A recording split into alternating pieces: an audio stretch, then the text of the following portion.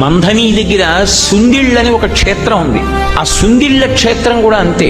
నరసింహస్వామి, యోగ నరసింహస్వామి. అసలు ఆ క్షేత్రానికి బయలుదేరితే బాహ్యాంతర శౌచములు లేకపోతే అసలు ఆ ఊరికి వెళ్ళనివ్వడు. దారి తప్పిపోతుంది కారు, ఇంకోవైపుకి వెళ్ళిపోతుంది. ఆ ఊళ్ళో ఉన్న వాళ్ళు కూడా తీసుకెళ్ళలేరు. నాతో స్వయంగా అక్కడ వేద పండితులు చెప్పారు, ఆ ఊరు వెళ్ళలేము, దారి మర్చిపోయి ఎటో వెళ్ళిపోతుంది కారు. ఒకవేళ వెళ్ళినా ఆ దేవాలయం రాజద్వారం దాటి అడుగు లోపలికి పెట్టలేరుట. స్పృహ తప్పి పడిపోతారు. ఆయన అనుగ్రహము ఉంటేనే లోపలికి వెళ్ళడం. నేను ఆ క్షేత్రానికి వెడతాను అని అడిగినప్పుడు కూడా నన్ను తీసుకెళ్లినటువంటి వేద పండితుడు ఏం చెప్పారంటే, అయ్యా ఇత పూర్వం ఒకసారి నేను ఒకళ్ళని తీసుకెళ్లబోయి దారి తప్పిపోయాను, నాకే గుర్తులేదు ఆ ఊరేమిటో. ఆ ఊరికి ఆ ప్రభావం ఉందండి.